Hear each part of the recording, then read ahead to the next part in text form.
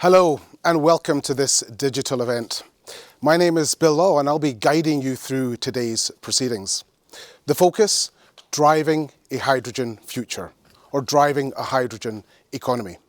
To discuss, I'm joined by senior representatives from industry, European policymakers and representatives from the scientific community. And in particular, we'll also be looking at the role of cellcentric, a joint venture created by Daimler Truck and Volvo Group. Cellcentric has been up and running since March of this year, and I'm sure many of you watching will know what cellcentric does. For those of you who don't, cellcentric's raison d'etre is the development, the production and the commercialization of fuel cells, particularly in the use in heavy-duty trucks, but also in other applications. So I think it's going to be a very exciting couple of hours. But before we get started, let me give you a quick run-through of today's agenda. So we start off with two people very much at the heart of this, the CEOs of Daimler Truck and the Volvo Group. That will be followed by a Q&A where you watching, and specifically media, will have the opportunity to throw questions to the CEOs. We then move into a more interactive part of the agenda where we invite panelists, as I say, from European policymakers and from the scientist society. That would be preceded by two keynote speeches, one from the European Commission and one from the German government. We will close with a Q&A and some closing words from the two CEOs.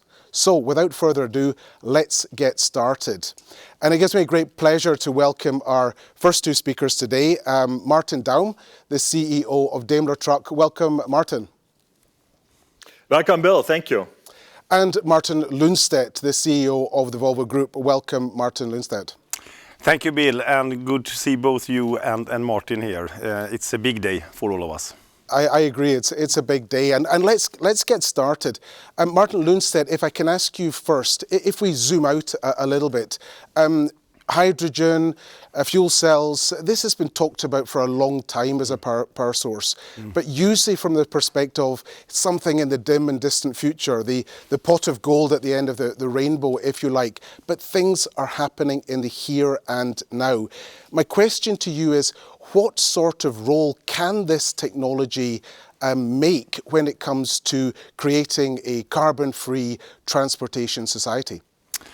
Now, you're right, Bill. We have been talking about hydrogen and the potential of hydrogen for quite some time. And I've been in this industry for 30 years, and we have always said that it's about 10 years away, and then 10 years away. But now we are really getting here. We see a clear roadmap for execution, both when it comes to technology and commercialization, so it's very promising.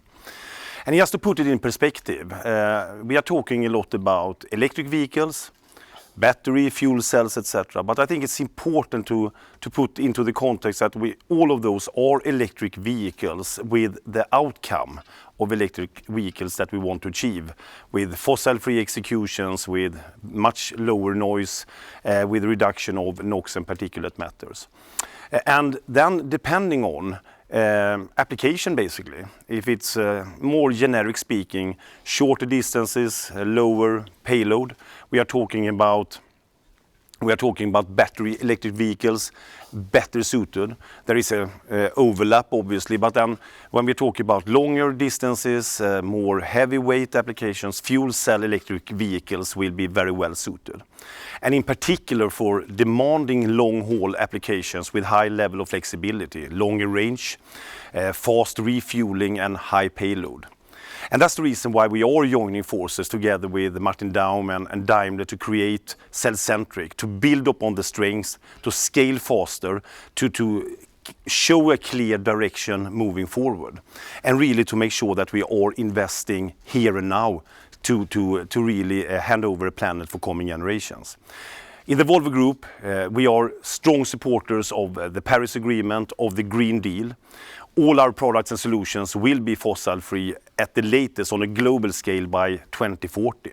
And thereby the European move needs to be much quicker and a considerable amount of products and solutions by 2030, obviously.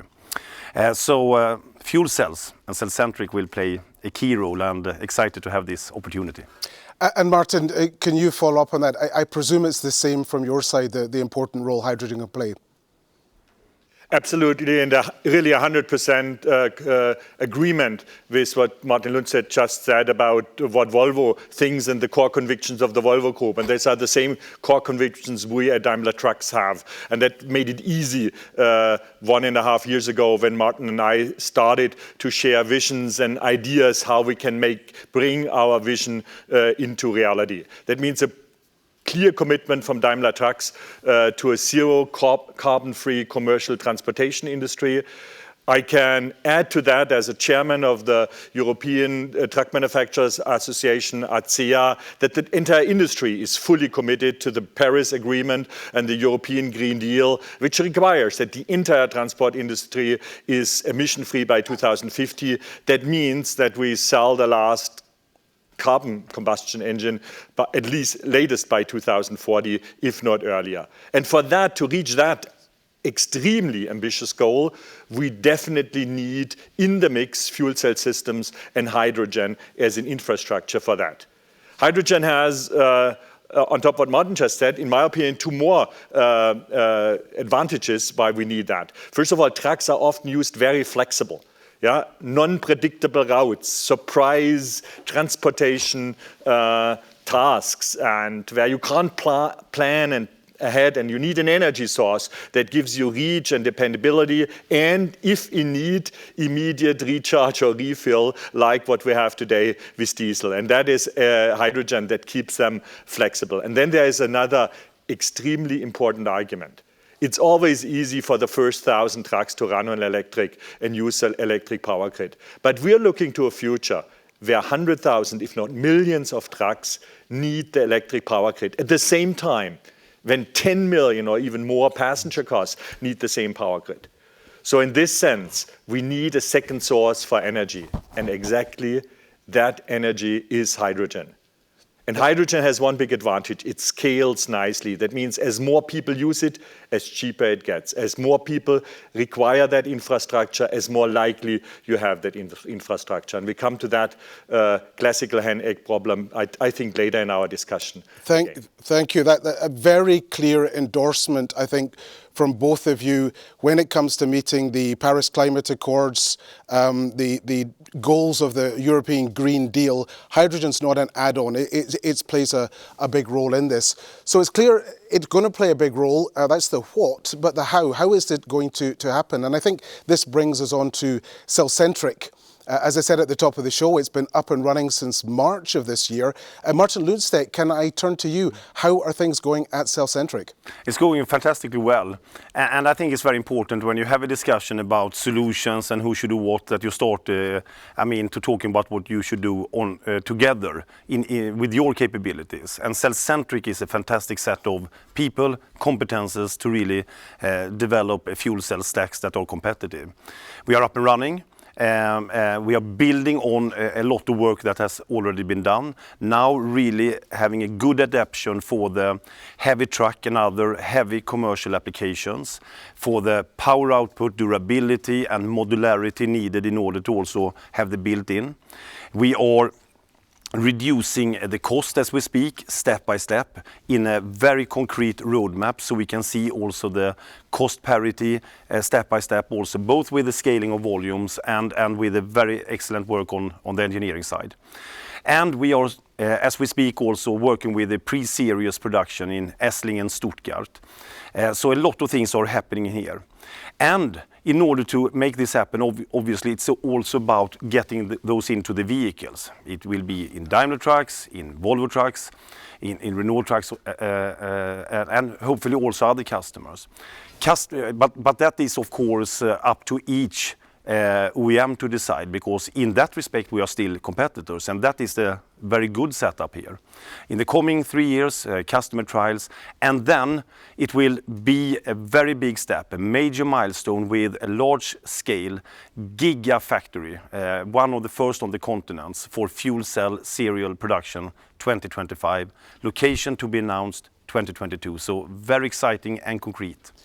That's a really good update, Martin, and I think people watching, when they see those timeframes, 2025, large-scale series production, that's not a long way away. Martin Daum, if I can come to you next. When we see disruption in different industries, it's often driven by the startup mentality, the flexible, agile startup that comes in, new ways of doing things, new technologies, new business models. When you look at cellcentric, do you see a sort of typical startup mentality? Bill, I can clearly answer yes on that question. It has all ingredients a typical startup is known for. Small teams, working fast and agile together across functions, not caring about functions, just having one mission, changing the world, bringing the transportation world to an emission-free future, pioneering in a new technology that can truly make a difference. All that energy level, that passion that you typically attribute to startups. You feel it when you visit the guys southeast of Stuttgart in Nabern, or talking to our team in Vancouver, Canada, working on fuel cells. But on one side, the answer is no. Why? Because they don't have to worry about the next financial route. They don't have to kick out headlines just to attract more investors and get a little bit more money to survive the next year of necessary investments. Why? Because they have extremely strong and committed parents. They have an absolutely strong financial base, a commitment from both parents to invest whatever it takes to get that thing to zero emission, to serious production of zero emission components. And they have a very strong know-how base. This is not just a vision and a dream where we now try to try out whether we get the dream come true.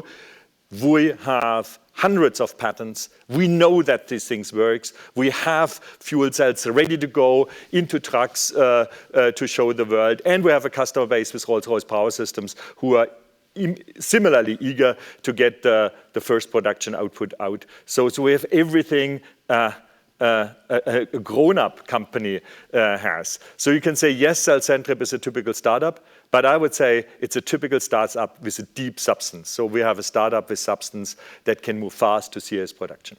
The best of both worlds, it seems to me. Now, we're going to come into a Q&A in a minute, but I just want to ask you for a brief comment before that. You've talked a lot here about what cellcentric's doing. When it comes to what more needs to be done to accelerate this move towards hydrogen-powered transportation, in very brief, what would you say else is needed?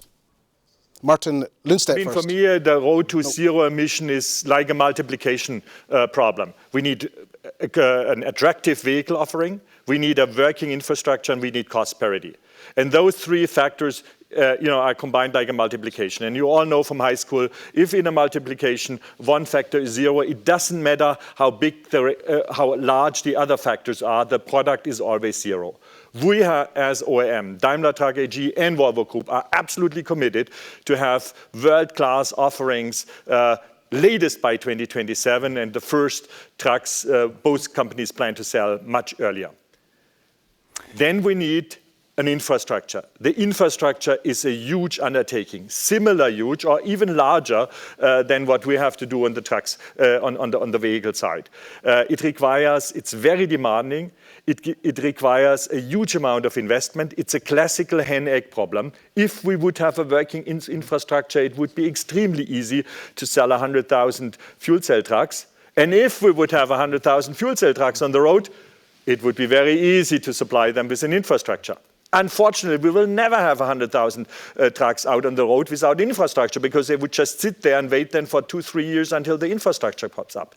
It has to start parallel.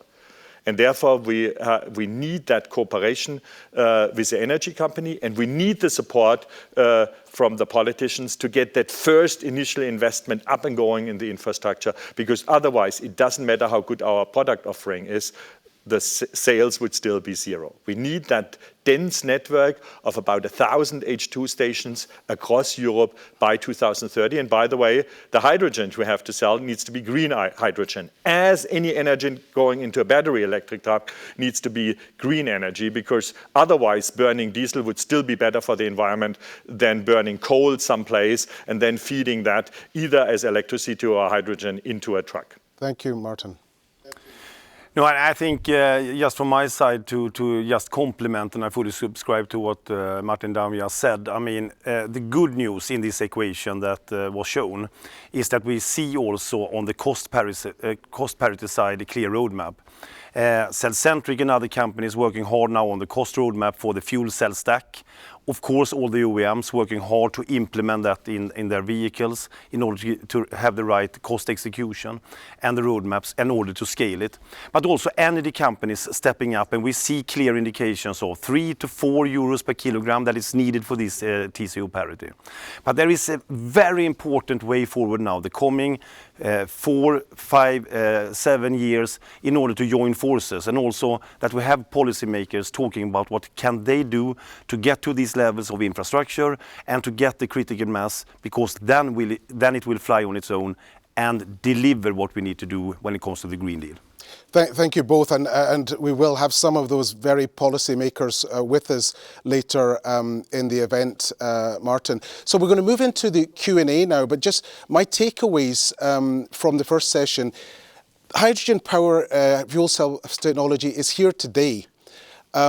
It is going to play a role in the sustainable transportation development. And thirdly, some of those statistics that you brought out regarding the timetable for serial production and also those volumes that Martin Daum mentioned, it's certainly something which is very big. Now, I see questions coming in. This one here is from Italy, from Luca Barassi from Transportare Oggi in Italy. Yep. So the question is always the same. We are going towards electromobility to have an emission zero, but the chain to create electric energy is not carbon free. So throughout the chain, can we guarantee it being carbon free? Martin Lundstedt, I'll ask you to take that one. No, I think this is a highly relevant question, and a little bit adding on to what Martin Daum said about the full value chain. Obviously, the hen or the chicken and the egg problem, it goes for everything. But we have shown a clear direction with the creation of cellcentric. We are now asking for a strong collaboration in all aspects. But hydrogen in itself is a very important answer to that as an energy layer, as energy storage, also for the renewables, like wind, like solar, like hydro, where we can not only rely on electric generation where it happens in a green form, but also to be able to store it and complementing the battery electric execution. So that's one of the reasons why hydrogen is such an important part of the whole equation, I should say. The full chain. Let's see, we have another question coming in. What will be the product of the joint venture Daimler Volvo cellcentric? Is it going to be real trucks, just traction systems, power packs, or some detailed parts? Martin Daum, I'll ask you to take that one. I mean, Martin Lundstedt and I have a lot in common together, and we share the absolute 100% same vision when it comes to emission-free driving in the future. But there's one huge difference between the two of us where we completely disagree. Martin Lundstedt thinks that Volvo and Renault trucks are the best in the world. He's completely wrong. Because I think Mercedes trucks and Freightliner trucks are the best in the world. And we want to let the customer decide which one is better. This race is not interrupted by any bit. That means we focus on the core, on the source, on the power source. This is a fuel cell. This is done in the joint venture. Everything after the fuel cell, I know what Mercedes is doing. I have no clue what Volvo is doing, and with Martin on the other side, it's the same. There will be an exciting truck coming out from Volvo, but believe me, there will be exciting trucks coming out for Mercedes and Freightliner as well, running a fuel cell. And they will be different, and the customer ultimately will decide which is the better one. So yes, we are a competitor on one side, but when it comes to the heart of the power source, we are completely cooperating together. Thank you, Martin. And maybe just from my side, if I may, Bill, I think this is a very important thing, that when it comes to the future transformation, sustainability efficiencies must be taken extremely serious, also in this competition landscape. Obviously, the race is on when it comes to trucks, and I couldn't agree more than that we are, of course, thinking differently in these different aspects. But to drive real change and compete on a new platform, this is what cellcentric and the whole corporation is all about. Thank you, Martin. Now we have a question for both of you. It's from DVZ, Sven Ben-Ur. Martin Lundstedt, I'll ask you to take it first. Wouldn't it be better to invest more research in developing smaller, lighter batteries and fast charging systems? The efficiency would be better, and at least some competitors probably see this as a more practical way forward. No, but as I started to say during the first session here, we are seeing the two tracks, obviously. Both battery electric vehicles and different type of executions with different battery packs, with different energy contents, etc. Fast charging, very important, and that we will also continue to drive in the ecosystem, as we have said. So we fully adhere to that. But in the long run, to get these millions of ton kilometers produced every year all over the place, in all applications, with grids and with the flexibility that hydrogen will play also, we need that. And also as a contender for the renewable energy generation. Our conviction is that we need the two of them. Both will play a very important role, where fuel cell electric vehicles have clear advantages in certain areas and battery electric vehicles have clear advantages in other areas. Martin Daum, do you have anything to add? It was to both of you. You see a role for both. Yeah, and I think we have to see that in the time. When we talk next 2-3 years, it's definitely battery electric. But here we're talking 1,000, 10,000 trucks on European roads. So with this small volume, battery electric certainly is more viable. But when we then look at the end of this decade, and especially the time after 2030, going to 2035 and so on, we need a second source. We don't have any revolutionary breakthrough on battery technology. We don't have an idea how a green electric grid would look like when the entire population, everything we do has to be done by green energy, whether it's heating our homes, whether it's running our industries, whether using the electricity we do today, but where still the majority comes from carbon burning plants. This is a huge stress on the electric system.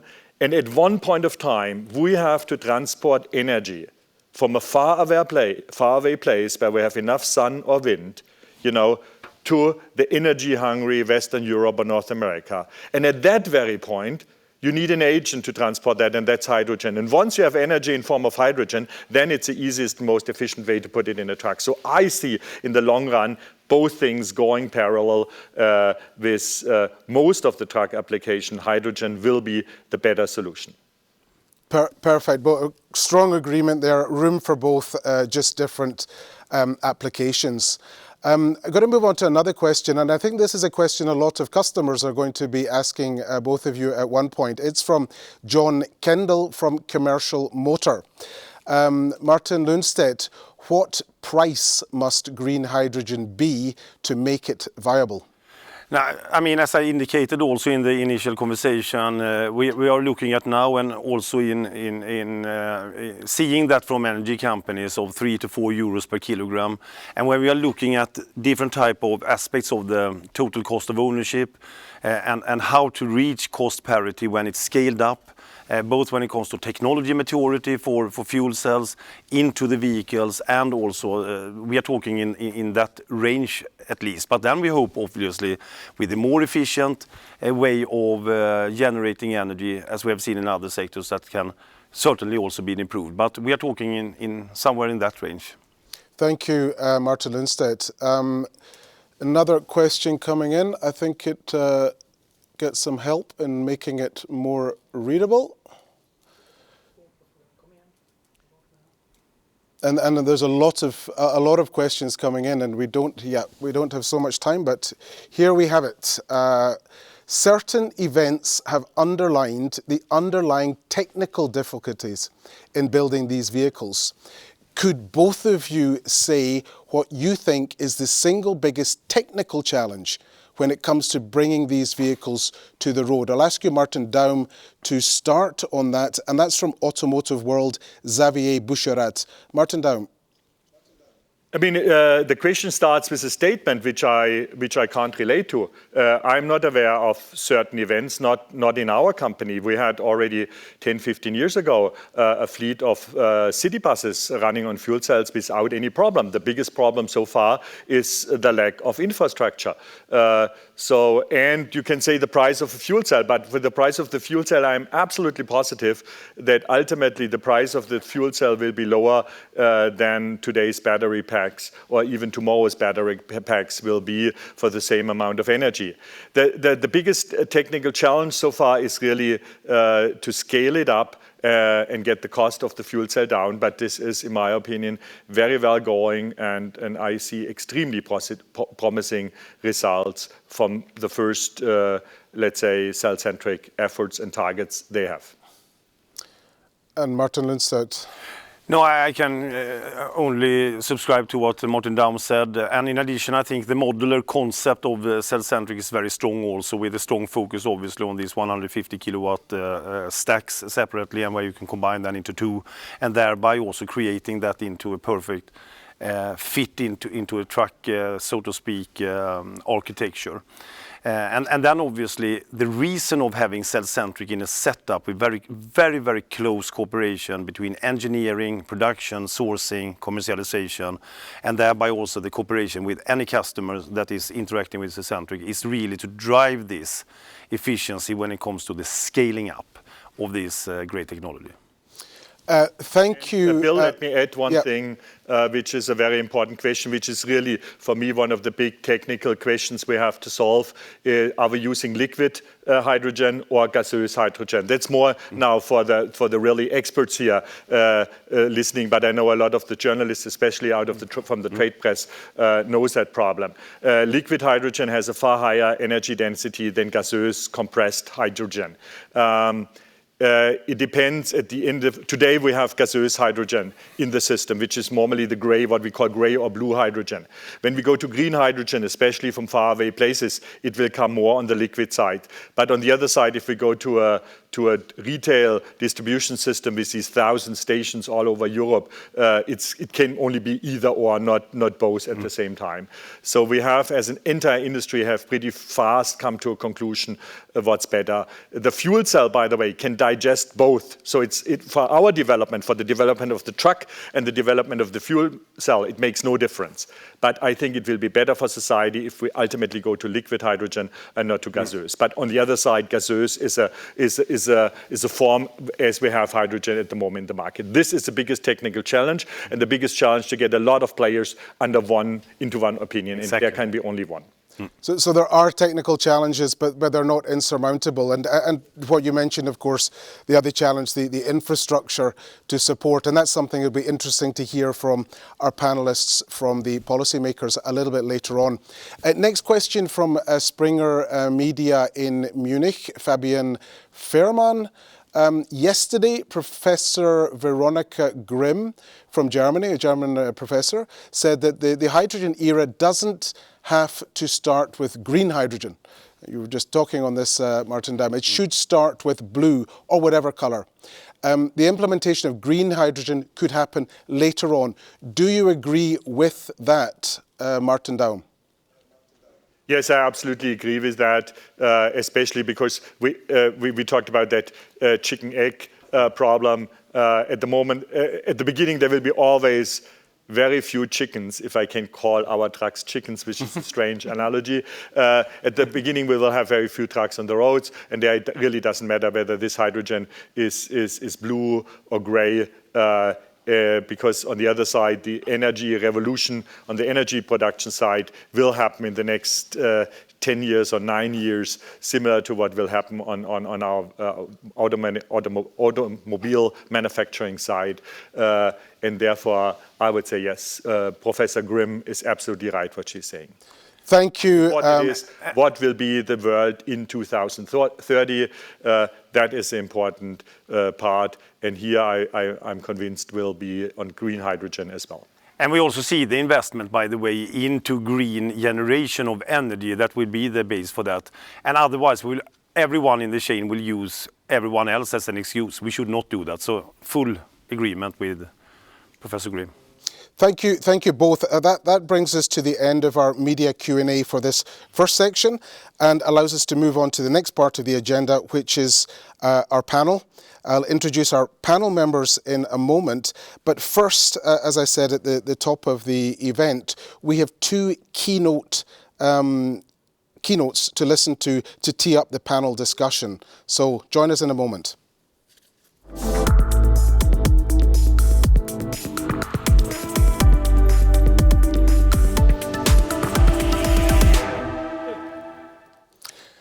So welcome back, and our first keynote we'll listen to is from the European Commissioner for Transport, Adina Vălean. Let's hear from Commissioner Vălean.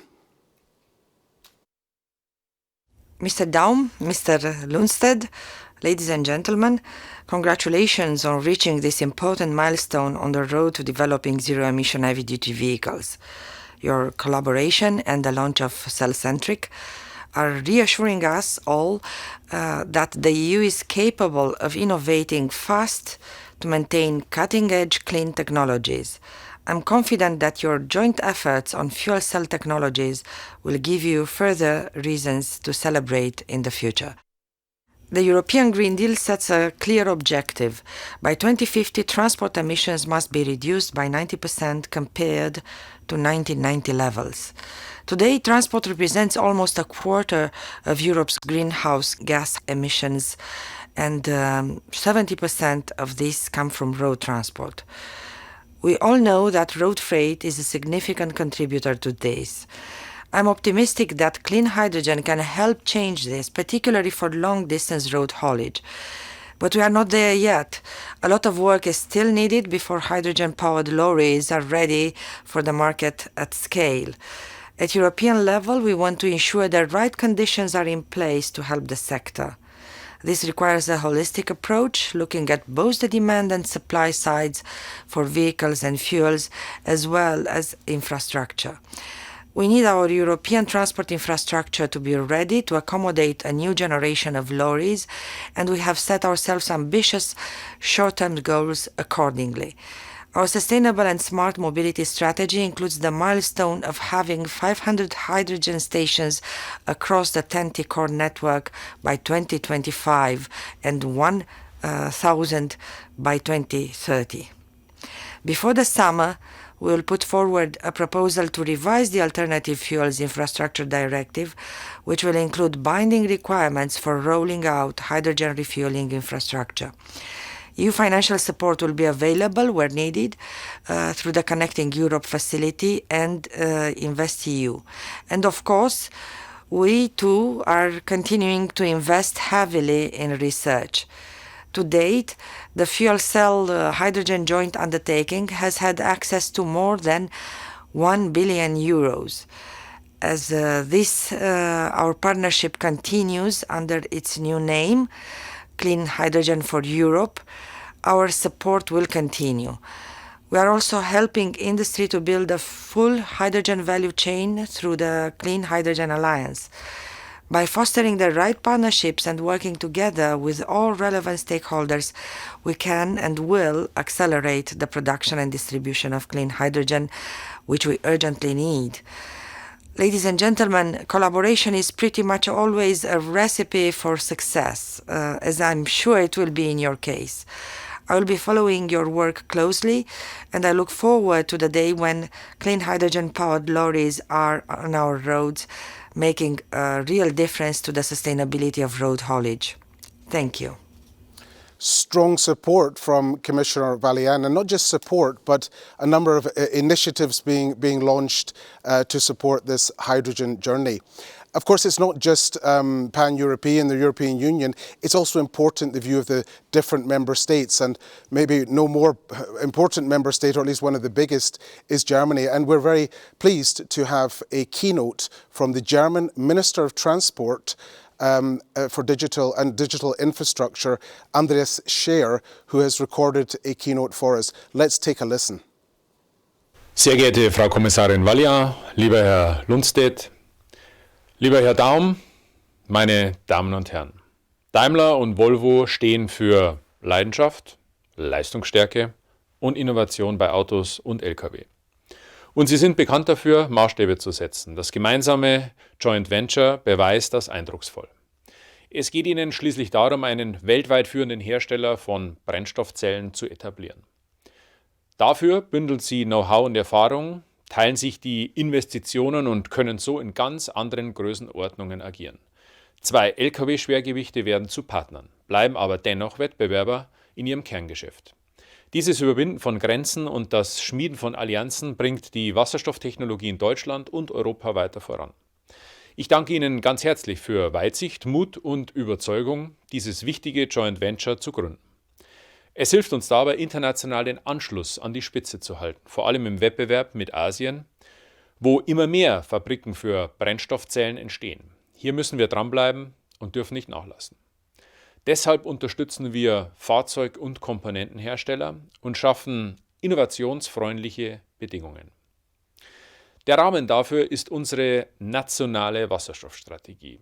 Sie führt die Bereiche Produktion, Transport und Nutzung von Wasserstoff zusammen und benennt konkrete Maßnahmen. Ziel ist es, möglichst schnell einen Markt für grünen Wasserstoff zu schaffen und lohnende Geschäftsideen zu ermöglichen. Insgesamt 7 Milliarden Euro aus dem Corona-Konjunkturpaket stehen dafür bereit. 1,6 Milliarden davon kann mein Haus zusätzlich investieren. Der Verkehr ist ein Schwerpunkt der Strategie, weil Wasserstoff ein zentrales Element für effiziente, nachhaltige Mobilität ist und dafür unsere Klimaziele zu erreichen. Zugleich sind die Produkte im Verkehrssektor bereits marktreifer als in anderen Sektoren. Großes Potenzial sehe ich vor allem bei schweren Fahrzeugen, bei denen der batterieelektrische Antrieb nicht für alle Einsatzbereiche geeignet ist. Mit Blick auf Reichweite, Energiemenge und Tankdauer ist der Brennstoffzellenantrieb gerade im Schwerlastverkehr die praktikablere Lösung und damit eine Technologie für marktfähige Produkte in großer Stückzahl. Um die Nachfrage weiter zu steigern und den Hochlauf zu beschleunigen, haben wir ein neues Förderprogramm für alternativ angetriebene Nutzfahrzeuge erarbeitet. Sobald die EU-Kommission zugestimmt hat, starten wir. Dann übernehmen wir beim Kauf von Wasserstofffahrzeugen oder beim Umrüsten von Lkw 80% der Mehrkosten. Zugleich können wir den Ausbau der Tankinfrastruktur unterstützen. Und dann bauen wir noch ein Technologie- und Innovationszentrum Wasserstofftechnologie auf. Hier wird das Know-how rund um das Entwickeln, Zertifizieren und Standardisieren gebündelt, bereitgestellt und dabei gesamte Wertschöpfungskette abgedeckt. Diese Expertise wird vor allem kleinen und mittelständischen Unternehmen sowie Startups helfen, sich und ihre Innovationen weiterzuentwickeln. Die Suche nach einem Standort für das Zentrum läuft. Gestern habe ich die Interessenten bekannt gegeben, die in der Endauswahl sind und für die jeweils Machbarkeitsstudien erstellt werden. Es handelt sich um Chemnitz, Duisburg und Pfeffenhausen im Landkreis Landshut. Darüber hinaus werden wir Stade, Bremerhaven und Hamburg eine gemeinsame Machbarkeitsstudie für ein thematisches Cluster im Bereich Schiff- und Luftfahrt anbieten. Bis zum Spätsommer wird die finale Standortentscheidung fallen. Ein anderes Instrument sind die transnationalen wichtigen Vorhaben von gemeinsamen europäischen Interesse, die sogenannten IPCEIs der Europäischen Union. Solche Projekte leisten, unterstützt mit staatlichen Mitteln, einen wichtigen Beitrag zu Wachstum, Beschäftigung und Wettbewerbsfähigkeit der europäischen Wirtschaft. Dass die Wasserstofftechnologie ein eigenes IPCEI ist, verwundert angesichts ihrer Bedeutung nicht. Mein Ministerium ist am laufenden Verfahren maßgeblich beteiligt und für Projekte mit Verkehrsbezug verantwortlich. Fördern wollen wir innovative Ansätze für das Entwickeln und Herstellen von Brennstoffzellensystemen und Fahrzeugen sowie für das Errichten der Tankinfrastruktur. Die Resonanz bei der Interessensbekundung war enorm. Von großen, renommierten, aber auch von kleinen und mittleren Unternehmen erreichten uns Projektvorschläge mit einem Volumen von mehreren Milliarden Euro. Das zeigt, Wasserstoff ist das Element für Visionen und Ideen. Derzeit bewerten wir die Projekte und wählen die aus, die wir in den europäischen Prozess einspeisen werden. Welche das sind, geben wir in Kürze bekannt. Ob in Deutschland, Europa oder weltweit, die Bedingungen sind optimal, um die Erfolgsgeschichte Wasserstoff zu schreiben. Nutzen wir sie. Wie es gehen kann, zeigen Daimler und Volvo mit ihrem Joint Venture. Ich wünsche Ihnen dafür alles Gute, bestes Gelingen und maximalen Erfolg. Vielen Dank und bleiben Sie gesund. And once again, a very good keynote there from Minister Scheuer. Three things maybe I would take away: strong support for alliances like cellcentric, clear support as well at member state level for the role hydrogen technology can play in the sustainable transport journey, and thirdly, the need for pan-European cooperation to deliver all parts of the chain. And that's a very good segue into our panel discussion, because now we can actually invite three new guests who will join us on the panel, together with Martin from Daimler and Volvo, who will stay with us. Let me introduce each one of you in turn. Firstly, Pascal Confin. Pascal is the chair of the important, influential Committee on Environment in the European Parliament. Bonjour, Pascal. Hello, bonjour. And then Clara de la Torre from the European Commission, DG Climate, Director General Climate, and you're the Deputy Director General of that. So welcome to you, Clara de la Torre, as well. Good morning from Brussels. Thank you. And then finally, last but certainly not least, from the Potsdam the Potsdam Institute of Climate Impact, Johan Rockström, representing the scientific side, or the NGO side as well, if you like. Welcome, Johan Rockström. Thank you. Good to see you. Okay, great. Let's get into it. And firstly, I'd like to ask the three of you a short reflection. The same question to all three of you. When we look at things like the European Green Deal and the commitments to be carbon neutral by 2050, firstly, do you think Europe is on the right path to reach those Green Deal ambitions? And secondly, how do you look upon the role of hydrogen when it comes to, what bigger proportion of role can hydrogen play when it comes to meeting those commitments? Firstly, Pascal Confin, I will ask you. Thank you. Well, first, of course, thank you for this discussion, and I strongly welcome the joint venture that you are launching today as an additional step in the right direction. Back to your question, I've been advocating for the Green Deal implementation from the very beginning of my mandate and as chair of the Environment Committee.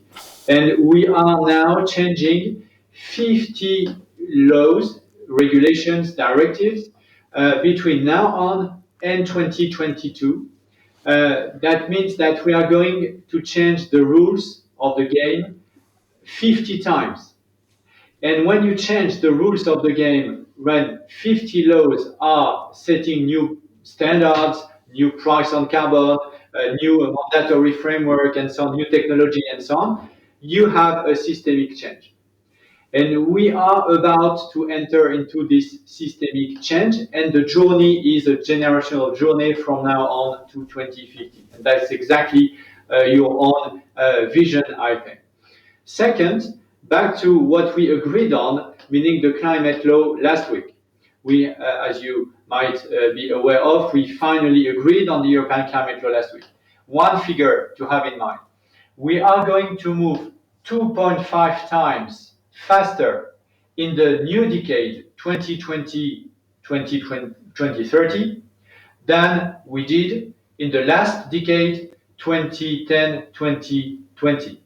And 2.5 times more means that if you drive a car, you go to, let's say, 50 kilometers per hour, and you make a speeding up of 2.5 times more, you end up at 125 kilometers. So what we are doing is exactly the same, moving from a speed to 50 to a speed to 125. And it's obvious that it's not the same world anymore. And hydrogen is a key element of that. Stars are all aligned at the European level, at the national level, at the technical level, public and private for public financing and private financing. Stars had never been so aligned. So now we can really move forward, and I strongly welcome this moving forward. Thank you, Pascal. The stars aligned. It doesn't always happen between industry and regulators and others, but in this case, very encouraging to hear that. Clara de la Torre, if I can turn to you, it's obviously, as Pascal said, a lot of legislation required over the years. It's going to be high speed. How does the Commission see it? Thank you very much for inviting us here, and congratulations indeed for the Volvo Group and Daimler Trucks for this important initiative. I could not disagree with Mr. Canfin's views. We are grateful for the recent agreement that has been reached between the European. It's a political agreement. It will be formalized soon, hopefully, by the European Parliament and the Council, precisely on the climate law. This is one of the important milestones of our Green Deal, and there we know that there are two important objectives of climate policy that are enshrined there in law. In 2030, we decrease our emissions by 55%. In 2050, we are getting to climate neutrality. And as Commissioner Valiant said, the road transport is a very important actor, a very important part of this decarbonization puzzle, if I can call it like this, because of the importance of the huge, unfortunately, contribution to the emissions. So the sooner we move to zero emission technologies and the refuel infrastructure, the CEOs of the two companies were rightly saying, the sooner we move to irreversible shift to zero emission mobility, as we suggested in our smart mobility, the better. And hydrogen is indeed a very important part of this journey. In the Commission, we have launched the hydrogen strategy, the Hydrogen Alliance, and what we're want to do there is to support the development of the technologies, the supply of green hydrogen based mainly on wind and solar energy, and supporting an investment agenda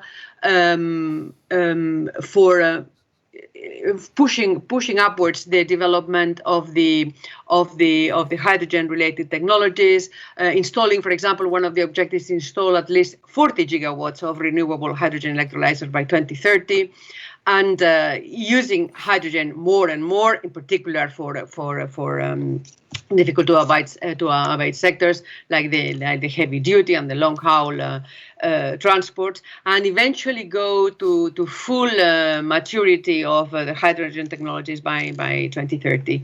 Supporting innovation with InvestEU, supporting innovation with the framework program Horizon Europe, with the joint undertaking the Commissioner mentioned, and not least with the Connecting Europe Facility program, where there 60% of its funding has to be used for climate-friendly activities, and hydrogen is a very important one. Thank you, Clara de la Torre. I mean, clear agreement there when you look at that 2050 objective. The transport sector will be a big part of it. There's strong support for hydrogen fuel cells playing a role in that.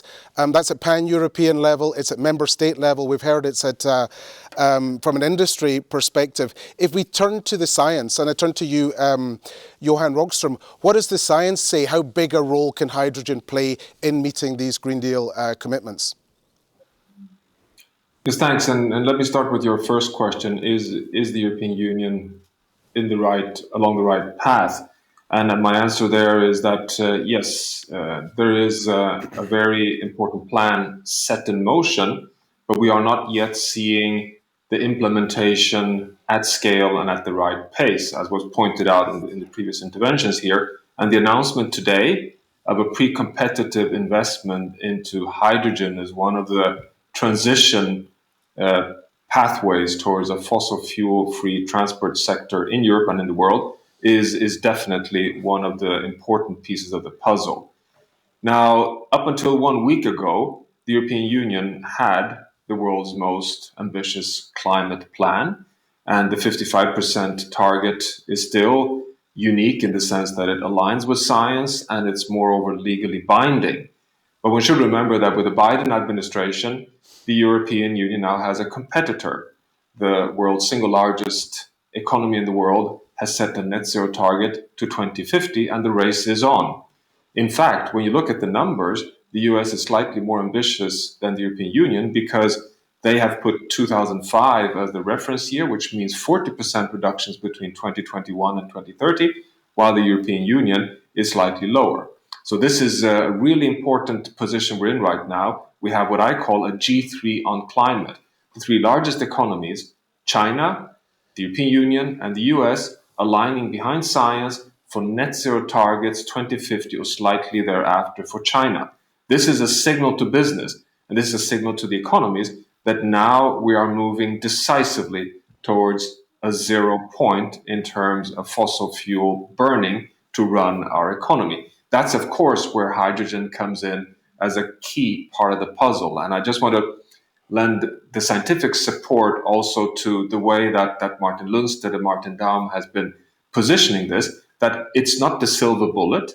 It is definitely part of our portfolio mix with synthetic fuels, some biofuels and transitions, direct electrification. But as Martin Daum rightly points out, direct electrification will be running an exponential demand curve for personal mobility, and will be such a large demand just to deliver the green electricity for that sector that there's no other choice, strictly speaking, at that pace and scale that we're talking about over the next 10 years, that for the heavy truck sector, hydrogen as a fuel cell for heavy mobility must be one part of the solution. Not the only one, but definitely one fundamental part. The challenge remains, though, how to ensure that we get green hydrogen. Green hydrogen in the world today, to close this, is just 1% of hydrogen production, which is a very low part of the energy mix as we know currently today. So the challenge is not only what Volvo and Daimler presents today, the challenge is right across the whole value chain. That's why I think it's so valuable that Volvo and Daimler now steps up and says, look, we're moving ahead. And that will pull the whole society with you, because we need the price on carbon to rise, we need the value chain to stand up, and we need the provision of green hydrogen to be operationalized at scale. Thank you, Johan. And I think we're going to come back to that question on green hydrogen a little bit later. But really good to hear from you that the science also supports that hydrogen will play a role, albeit with a number of other technologies which will have to come together to meet the 2050 targets. Thank you all for that. If I can turn now back to you, Pascal Confin, and ask a more specific question when it comes to the European Parliament. I mean, you talked about the amount of legislation that's going to be needed. That will have to go through the European Parliament. When you look upon the development of hydrogen fuel trucks, I mean, how can the European Parliament support the deployment of hydrogen trucks? Is there the appetite in the European Parliament for getting the right legislation in place to help the whole industry deliver? Yeah, so it's a package, and I fully in line with what Commissioner Valian said, that we shouldn't work in silo, but have a roadmap, public and private, to work together and to implement the change at scale and at speed together. That's why we introduced in the climate law, and I initiated this, with, by the way, the support of the Green Alliance for a Green Recovery, part of your companies here are part of. We introduced a possibility for the sectors to create sectorial roadmaps to climate neutrality. And if it's, of course, on a voluntary basis, but if a sector does so, then there is a mandatory dialogue with the Commission to share the vision and to align our tools. So that's the first thing. Please use this opportunity. It's voluntary, but it's now up to you to create the sectorial roadmap using hydrogen, for instance, to go for a long-haul road transport carbon neutral. Second, it's about the financing. We are pushing hard in the Parliament to ask the Commission to come back with a clear financing plan of the transition. What has to be done by the European budget? What has to be done by the EIB? What has to be done by national budgets and national tools, and what has to be done by the private sector? And then private sector, you have, of course, the various ways to finance things that I'm not going to elaborate here. At that stage, we don't have that yet.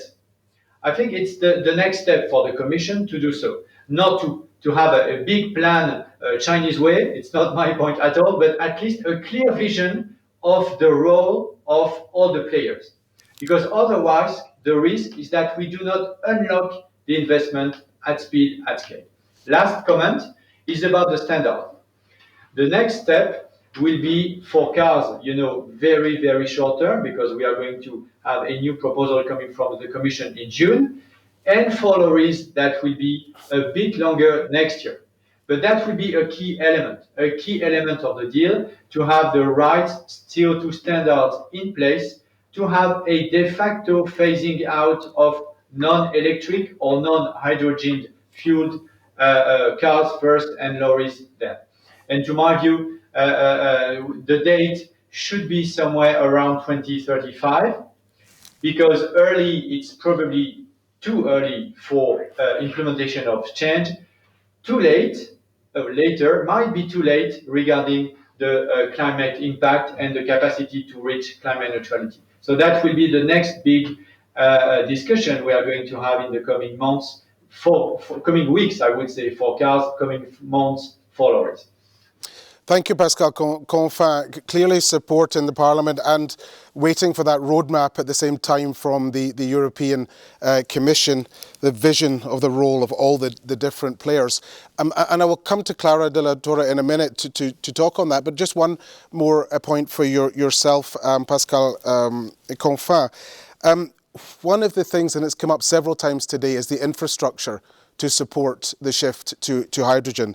When it comes to refueling stations, infrastructure for zero emission vehicles, how do you see the European Union institutions supporting one of the biggest questions that we have?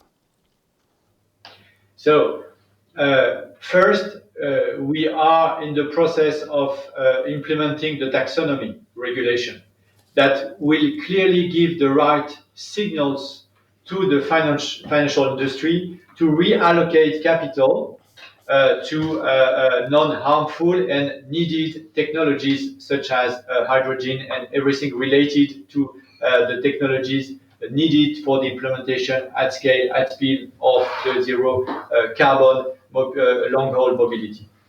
So that's the taxonomy. It's, as you are probably aware, we have just put on the table the first delegated act. The Commission has put on the table the first delegated act, and we will have to support it, and I will personally support it. So by the end of this year, you will have the regulatory framework in place to have the good signal for the finance industry, public and private.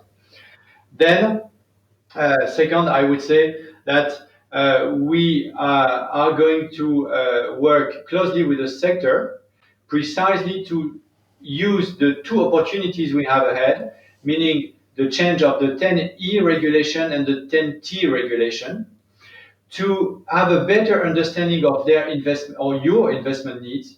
What do you need as investment in terms of charging, electrolyzer, and so on, to be able to use the funds that are available in the European budget to do so. And that's back to what I said about the vision that should be shared about the investment needs and who finance what. And that's, for me, key.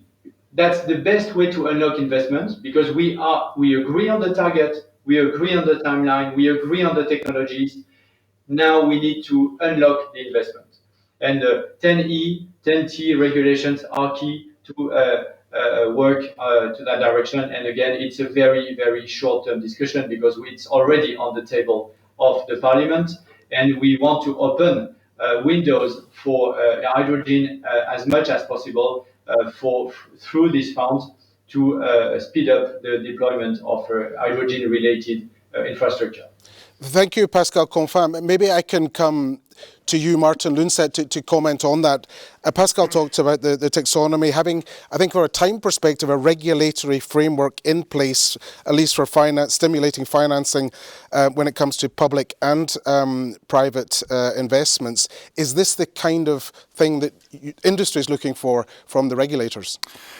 No, but I fully agree to what Pascal and also Clara and Johan have been talking about, that a lot of stars are aligned now principally. What we need to make sure is that in those value chains, and that is both the political and the industrial, so to speak, decision makers, are taking their part of really implementing, because to Johan Rockström's point, I mean, it is urgent. We need to accelerate from this 50 to 125 sooner than later. And therefore, it is important with the taxonomy to send that clear signal for the finance and for the investors.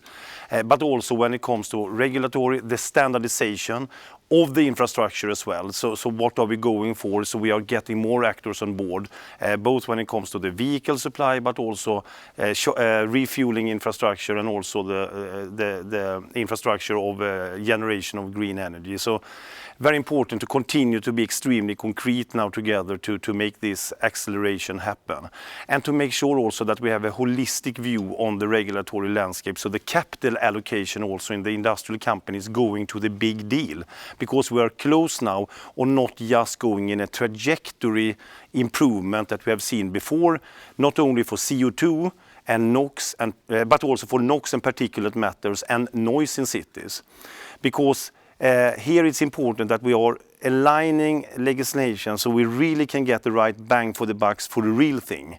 That is CO2 free, NOx free, particulate matter free and noise free execution of mobility. And that is really to drive hydrogen and fuel cell electric vehicles and battery electric vehicles also in the heavy duty and commercial vehicle sector. So thank you, Martin Lundstedt, and it's really good to see someone said earlier in the meeting, the stars seem to be aligned, and I think from what both you're saying from the industry side and what Pascal Confin was saying from what the policy making side can do, there is at least strong alignment on the goals. Now we talked there about infrastructure. Pascal de la Torre, if I can move over to you now, you've heard several questions of one of the other big challenges, which is the production of green hydrogen. And my question there really is, what can the European Commission do? What sort of action can it take to accelerate the production of green hydrogen?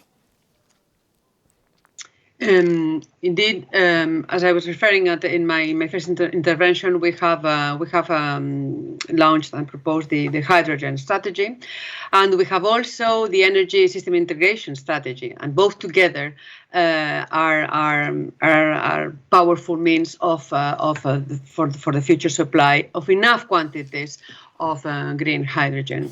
We are also considering, in the context of the revision of the Renewable Energy Directive, a European system of certification of this green hydrogen, so that it facilitates the uptake in the transport sector. We are also, as everybody is saying, as we are all agreeing, that we need the recharging and refueling infrastructure as a precondition, and we will be with the Recovery and Resilience Facility. And the minister has mentioned that the German minister has mentioned the importance of using the facility and these plans for promoting clean mobility, and of course promoting hydrogen is part of it. So with this resilience facility, we aim at building half of the 1,000 hydrogen stations that are foreseen that are needed for 2030. We are aiming at financing them by 2025. And also 1 million out of the 3 estimated that we need, 1 million recharging points by 2025. We're also looking at the Alternative Fuels Infrastructure Directive, where there we have to ensure that we have sufficient refueling stations, hydrogen refueling stations. And as the CEOs were mentioning some minutes ago, we have to solve this hen and egg issue, and we have at the same time to make sure that we are putting on the market enough vehicles and we are matching that with the necessary infrastructure. With a very important feature, this infrastructure has to ensure seamless cross-border connectivity. We know what have been some of the challenges and the issues in the electric charging points in terms of cross-border connectivity. So that's an important one. And Mr. Canfin mentioned the 10 trans-European networks, both on transport and energy infrastructures for hydrogen, are very important parts there. One important point also that we have to work upon is on standardization, precisely, among other things, on the interoperability of the hydrogen refueling stations. Thank you, Clara de la Torre, for that. Obviously, a lot of initiatives going on. And once again, a reflection from me, as I made earlier, when you hear some of the statistics, I think you talked about 1 million charging points by 2025. We talked about the volume of trucks and the speed of production. This is really with us in the here and now, but great to see the Commission supporting with a number of these initiatives. One other question for you, if I can go back to you, Clara de la Torre. When it comes to carbon pricing, the EU, I guess, is a combination of instruments. What does it favour? You have emission trading systems for transport sector, CO2-based tolls or taxes. How do you see the kind of incentives, I guess, that can be used to drive this? As you say, in all these complex matters, we need a policy mix, and Mr. Canfin mentioned rightly so, because that's at the center of this policy mix is the CO2 standards for new heavy-duty vehicles. So that we're working on that in the revision. Then we need to, of course, to add to that economic incentives and specific regulatory measures. But as you say very rightly, the carbon pricing is an important element of the equation. We know that the ETS has been is at the core of our climate policy. It's been efficient in reducing emissions, and it has a great advantage, which gives a very good price signal. Very good. It depends on the sector. It gives a price signal, and also because being a capping system, we ensure that the overall emissions diminish. So. That we are looking at whether in this big systemic change that Mr. Canfin was referring to for our package in June, we'll be proposing. We are still analysing whether and how we propose a system of carbon pricing for the road transport. And let us not forget that the carbon pricing, as I say, is a signal. It caps the emissions, and it also provides revenues to fund the deployment of clean technologies, as we do with the Innovation Fund, where we get some of the revenues of the auctioning of the ETS allowances are used for funding clean technologies. And the taxonomy that Mr. Canfin mentioned is a very important one. In the recent decisions, the only zero and low emission trucks will be considered as contributing to sustainability as from 2022, and then from 2026, only zero-emission vehicles will be considered as green investments. Thank you very much, Clara de la Torre. Maybe I can come back to you, Martin. You can call Clara, it's easier. Clara, okay. Clara, thank you, Clara. Less formal, thank you. Martin Daum, and I will call you Martin Daum because there's too many Martins that I don't want to get confused. But if I can come to you for what Clara said there, she talked about, bringing in CO2 standards for heavy-duty vehicles, using the carbon pricing system.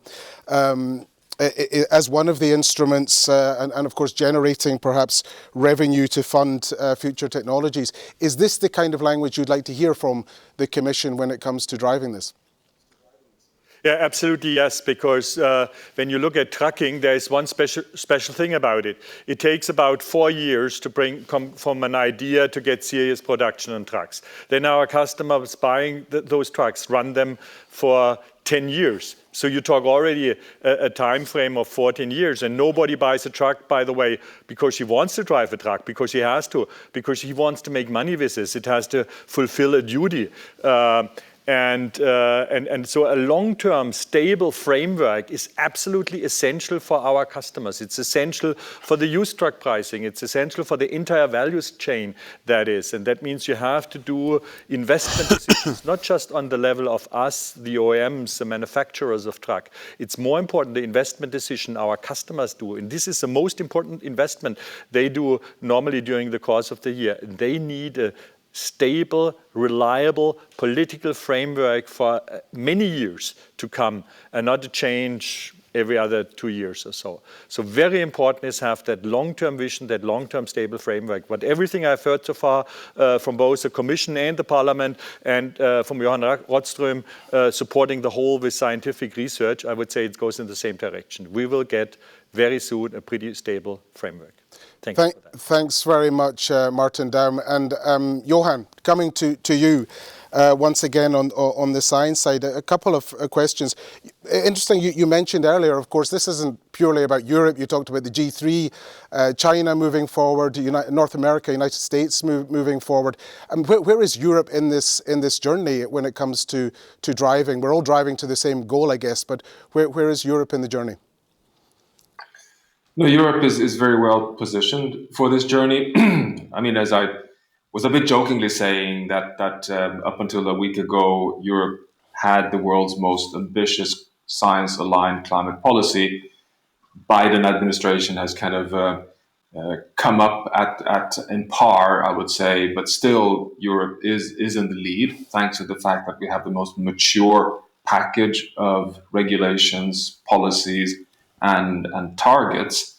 And I would like to connect this to Martin Daum's earlier quite interesting analogy with likening trucks with chicken, because I think one shouldn't underestimate the pioneering role of being at the lead, and Europe is truly across sectors in a possibility of being a lead position to show the benefits of an accelerated transition towards zero carbon solutions, which can spill over into the fact that now we have, can you imagine, it's today over 100 countries in the world that have adopted zero carbon targets. We have 195 countries, so we're over 50% of countries, the 3 largest economies, in fact, the 4 largest economies, because Japan has also just adopted a zero carbon target by 2050. If the big truck manufacturers in Europe show that this makes sense, that we can actually, as Martin Daum points out, nobody buys a truck because you love trucking, you do it because it's a duty, it has to make economic sense.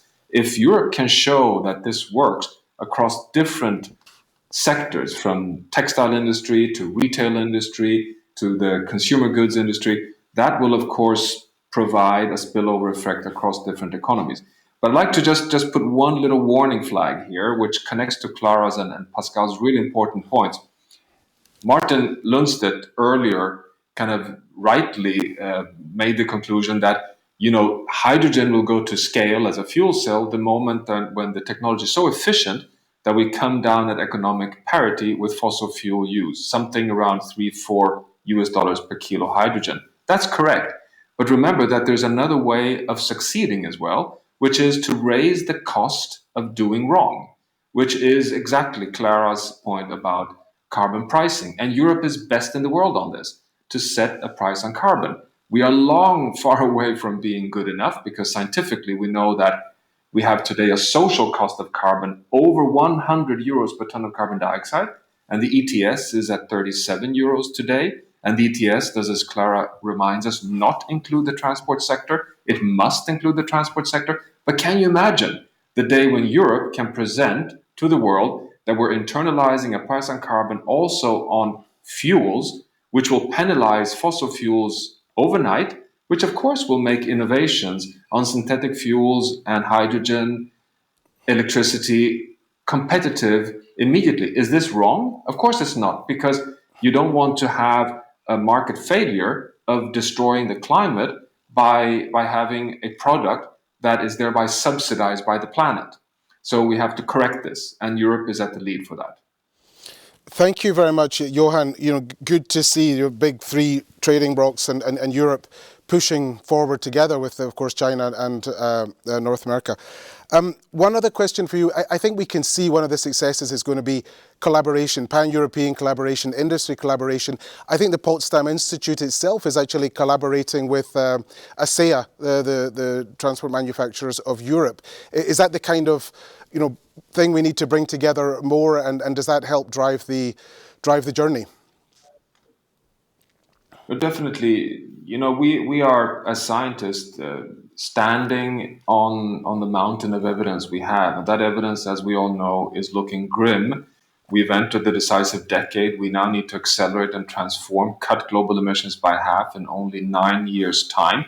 So we have now developed a new methodology, which we call Keystone Actor Science Business Dialogues, which means to identify the keystone players in different sectors. And in the heavy truck sector, Europe is a key player. And in Europe, you have 6 big keystone actors.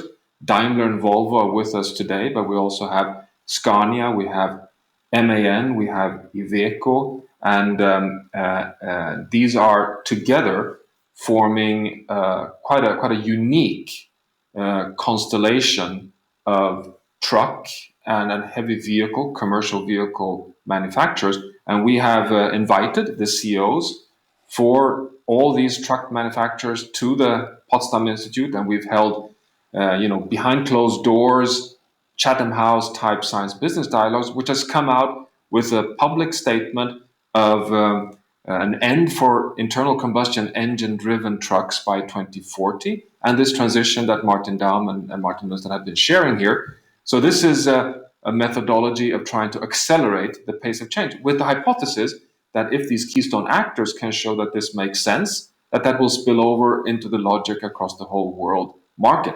We're doing this with the fish industry, we're doing it with the retail industry and food. So it's a way of accelerating and deepening the science business dialogue. That's super interesting, Johan, and great to see that collaboration between that mountain of science you talked about and bringing it into the industry, bringing it into the regulators. I really would like to go on a lot more because there's so much more to say. Unfortunately, we're coming to the end of the panel discussion. What I'd like to do before we end that is, of course, thank the very, very generous time being given to our panelists. So thank you, Pascal Confin. Thank you, Clara. I'll just call you Clara. And thank you, Johan, as well. Thank you all for joining us today. Martin Lundstedt and Martin Daum, we come to the end, but maybe just a reflection on what we've heard. I can ask you first, Martin Daum. We heard a lot from policymakers there. I'm sure in your own mind, you've got a lot of feelings and ideas of what policymakers can bring. If you had to give your most important message to the policymakers regarding fuel cells and hydrogen, what would it be in very short?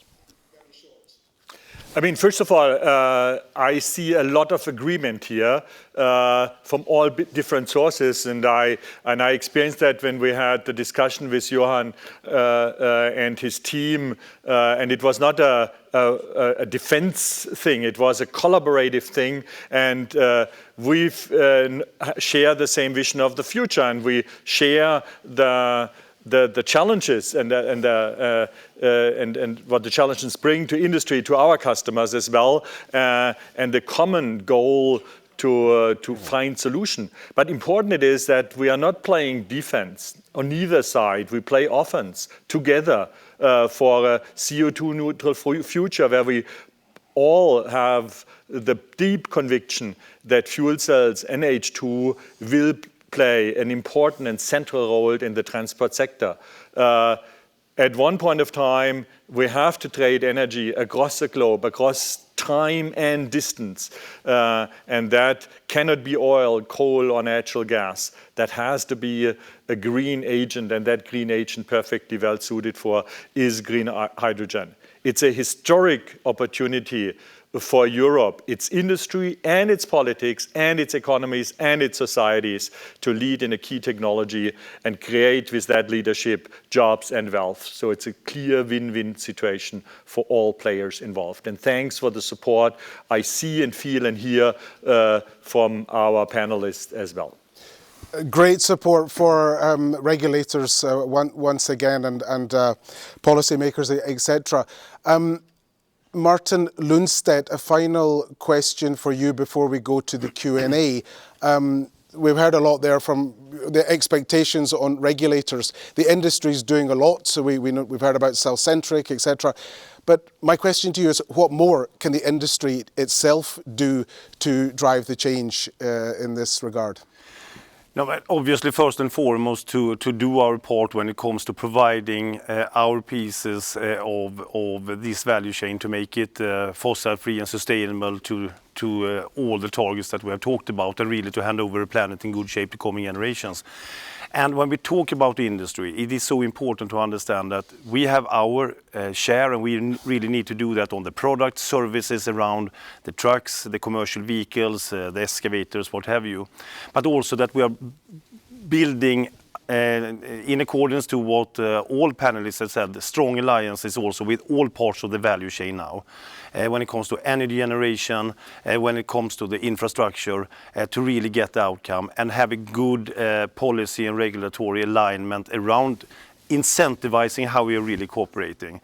Both Daimler and ourselves are also, for example, joining the H2 Accelerate Alliance with utility and energy companies as one initiative.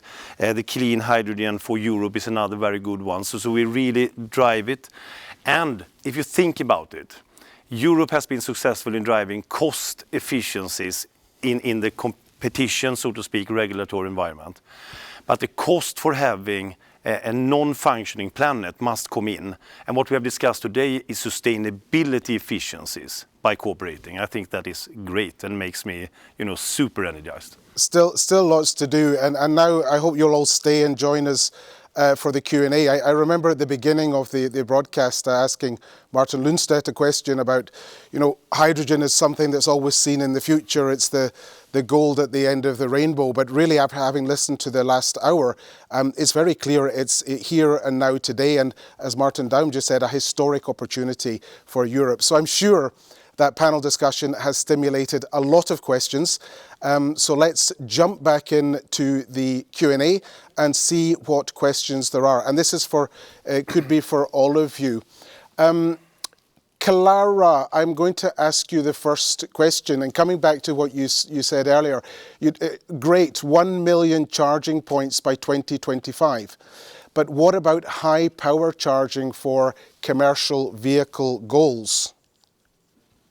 Absolutely. This is a challenge in terms of the deployment of these points, but also in terms of technology. It has advanced a lot, but the fast charging is absolutely, it's very important also for the acceptance of the technology, so that we don't have the excuse of having hours the vehicle charging. So absolutely, part of this charging point, at least, I would not be able to tell you a proportion, but part of them have to be fast chargers. And we have to deploy the technology, develop the technology further, because we have some, but still there are things that need to be finalized. Thank you very much, Clara. And we've talked a lot, to be honest, about infrastructure. But a question for Martin Daum. Does cellcentric itself plan to build infrastructure on its own? And if yes, how high will the corresponding investments be on that? I mean, for the moment, the answer is a clear no. And if you look at the infrastructure, it's a production of green hydrogen, or you can say it starts with the production of green energy. Then it starts with the production of green energy in electrolyzer plants. Then it's the transport of that green hydrogen, and then the retail infrastructure. All four, I think there are companies around the globe that are far better equipped. That will be today's oil companies who are all very well versed in long-term, multi-billion investments, and they are going, and I know through the talks we have with them, whether it be Total, BP or Shell, they all want to change to a green, zero-emission-free society, and that's, I would say, that's their turf. And then we talk on top of that with companies who already have experience with gases like Air Liquide or Linde, and they have experiences we don't have. So I think there's no need for cellcentric to invest in that area. We have to make sure that we have enough chickens on the road, called trucks or lorries, and to have the demand for that H2. And then I believe in free market. If we have enough demand, then we will have the supply as well.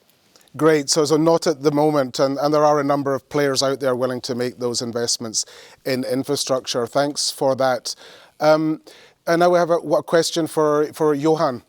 According to recent research, it is predicted that hydrogen will make up 12% of the energy mix in the future, with 66% of that share being green hydrogen. What are the challenges and which markets globally, and you've talked today a lot about different markets, which markets globally are looking promising to achieve this growth? Yeah, no, well, to start with, one should recognize how incredibly difficult it is to project these exponential S-curves of innovation and change. We have been, adamantly poor at just projecting photovoltaics and wind developments, which have been doubling every fifth year for the last 15 years, and we've always underestimated the pace of change. So I think there's a high likelihood that we also here are underestimating the pace of production at that upstream point of electrolysis of green hydrogen. But that said, even if we were talking about 12%, which is a very significant jump from the current quite not only very low volume, but it's predominantly used in chemical refining, iron, steel, and in industrial processes. We're not using hydrogen for mobility currently at any scale anywhere in the world. But what we see, of course, is that European Union, advanced industrial economies, the United States, China, Japan are very interesting markets for being that kind of front-running set of chickens that can set the pace for this development. And I really emphasize that even though the targets are difficult to set, the key now is to set things in motion, to start getting the ball rolling and to roll it so decisively that there's no turning back. And if we can accomplish that from a European side, I think this will again spill over very rapidly actually into different markets. And of course, the most mature developed industrial markets will very likely be the first ones when it comes to hydrogen for heavy truck transport. And again, companies like Daimler and Volvo are operating here already. So developed industrial markets, absolutely, Japan, United States, and as you say, Europe. And I think when you mentioned get the ball rolling, I definitely get the feeling from today's discussion, the ball is well and truly rolling. We have another question, and I think this, of course, is a big question for any commercial organization or industry organization, and it's about the cost for customers. So I'm going to ask Martin Lundstedt first. With a relatively high cost for customers investing in hydrogen fuel cell vehicles, how big is the market interest in reality, and what do your customers say? And I know there's been a lot of volumes and things talked about today, but what's the news on the street when you talk to customers? Now, first and foremost, what we see, which is extremely positive, is that the interest among our customers, but also to a very large extent customers, the transport buyers, is increasing rapidly when it comes to really doing their part of, so to speak, the climate change fight and the fossil-free journey, meaning that they are searching for alternative solutions, because logistics is in many cases a very important piece of their puzzle when it comes to the total, so to speak, scope 1, scope 2 and scope 3 emission levels. And thereby it's a good starting point. The initiative we are doing today, talking together, showing direction, cellcentric being one of it, with two of the biggest players joining forces for sustainability efficiencies, inviting other actors in the industrial value chain, but also, of course, having the great support that we've heard today from regulatory and policy makers and really the political landscape. It's also important to what Martin Daum said about the long-term investment, that they need to rely on the fact that they are B2B. They are having production equipment that need to generate this. But there are very positive elements. We are scaling it. We'll take down the product cost on the fuel cell. We are doing it also on the installations on the truck, and there we are competing. We have been talking about the energy transition that Johan just mentioned, and also prices coming down, further investment in solar and winds, and further investment in infrastructure. We know that there are certain sectors that early on are ready to pay a green premium, but we also hear about different type of incentives to support this S-curve. May it be on the carbon tax side. I fully adhere to what Johan Rockström and all said, Clara and Pascal and Martin Daum. I think we are all in agreement that really directed now to support the transition. And of course customers want to be part of this. We all want to be part of handing over the planet in good shape. Thank you, Martin. Sorry, Martin Daum, please continue. And potentially I would like to add something, because it's for me a really very important topic which comes up in a lot of discussions I have with press or politicians. For me, there are two very essential truths about when we talk about the cost position. First of all, an electric truck, whether with battery or with fuel cell, will always be more expensive than a current truck with a diesel engine. Why? Because we invested at the entire globe 120 years in that technology, and it's ultra efficient. And when I talk more expensive, then I talk for the next 10 years. It could be that in 20 years we come up with some really great new inventions that will make it cheaper. But for the start, a zero emission truck will be more expensive than a carbon combustion engine truck. That's the one thing. But this is minor compared with the biggest, let's say, variable in the whole thing. That is the price of fuel. That's the price of electric energy, including any infrastructure investment. That's the price of green H2, which will always include all the investment into the production of that green H2. And it will be the price development of diesel. Now you can say the worst would be, because the demand of diesel is going backwards, because 50% of the people are driving zero-emission trucks, and then you have the feeling what you have a year ago in the second quarter of 2020 when COVID hit, and we were going into lockdown, and suddenly the price for diesel plummets down, and it's go down 20, 30, 40%, and makes it so much more efficient to run a diesel truck. And on the other side, you have additional infrastructure charges on top of an already high green hydrogen or green energy price. Then that tipping, that cost parity is going further away. So it's a price for the energy source, and it's a price of the truck. The one will be slightly higher, not astronomically higher. The other one will be the decisive element. And I guess just briefly, sure, if I may. Yes, absolutely, Johan. Just because Martin Daum is so right, we have to recognize that our biggest challenge is that it's not acceptable that zero carbon sustainable energy providers for mobility are penalized because they're slightly more expensive than the climate damaging fossil fuel systems. So we have to bite the bullet and accept that transport will be more expensive. and that we need to correct the market failure by increasing the cost for the systems that are destroying the climate system, making Martin Daum's point competitive. Now, this will change also behavior, and this is something that we have to accept, that there will be, we're kind of passing the point where our only target is to make things more efficient and cheaper. There is also a question about the stewardship of the planet. So I think we have to start looking at these deeper relationships between transport and cost. Thank you, Johan.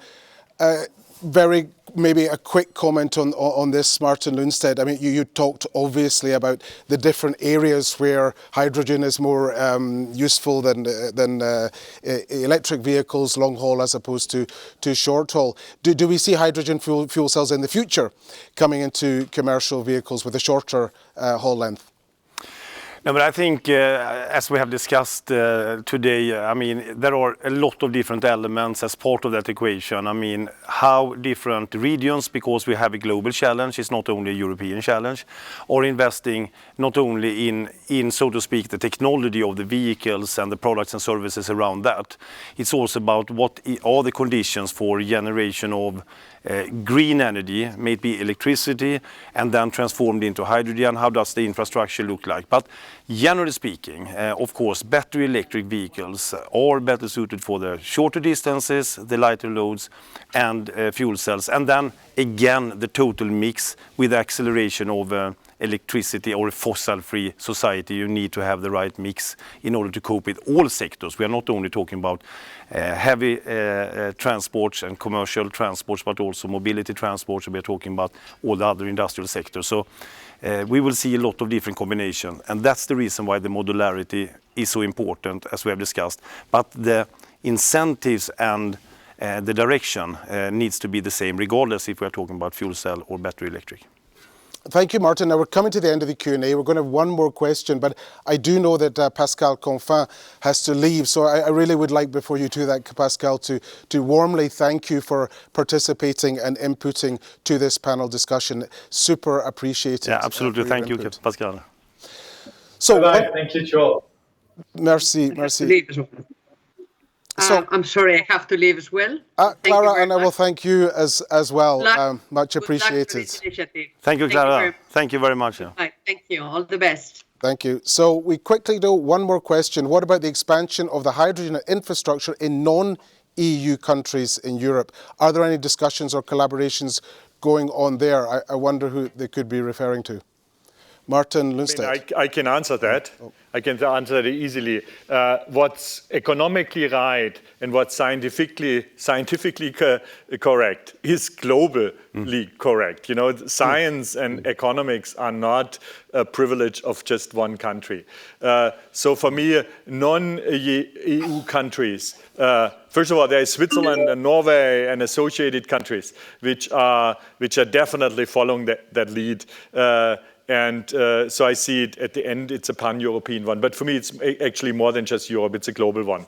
For me, the US will follow suit, and Volvo and Daimler both are pretty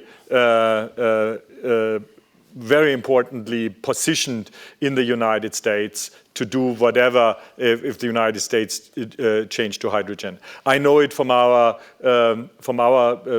business group in Japan, Fuso, that we are already working with the Japanese government on a hydrogen infrastructure, and China will follow suit. So for me, that is definitely a global movement and not just limited to the 20-something European countries. Thank you, Martin. And with that, we bring a close to the Q&A. Thanks for all the questions, and once again, thanks to the panelists for their contributions. Before we wrap up, I would like to ask one final question to our two CEOs today. The first one from you, Martin Lundstedt. We got a lot of input and many different perspectives on transport. In a nutshell, what's your main takeaway from today? Of course, the obvious answer is collaboration is key in different forms. I mean, the whole idea of creating cellcentric is worked around collaboration, both when it comes to the fuel cell stack, development, deployment, scaling up, but even more importantly, and there I know I talk both for Martin Daum and Daimler and Volvo and myself, is the clear sign that we believe in this. We want to move ahead together.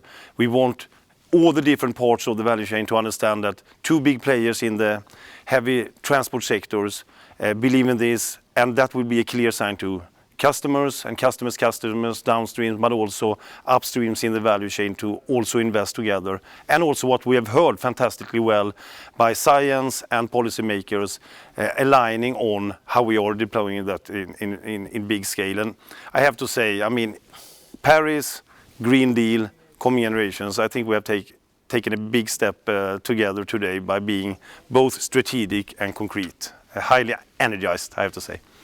Great, and me as well. Absolutely, alignment is clearly something that we've seen today. Thank you, Martin Lundstedt. Martin Daum, the same question to you, your main takeaway, and then maybe also some closing remarks before we end today's session.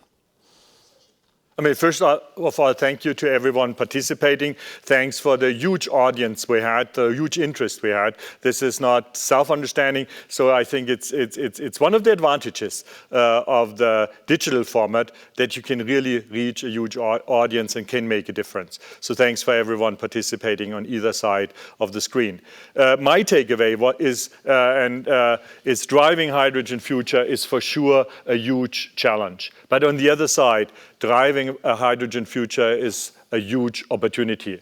And we heard it many times today. Collaboration is key to make it happen. Collaboration, and we experienced that, Martin Lundstedt and myself, collaborating Daimler and Volvo Group, helps us to gain the scales to get to a great cost position, which is important for our customers. But on the other side, it's giving a clear direction in which direction the industry is going, and then accelerate the collaboration from all other players, whether it be from the energy side or the politics side, like we have seen today. So thanks a lot for all the commitments from the European Commissions and from the support we have from that side.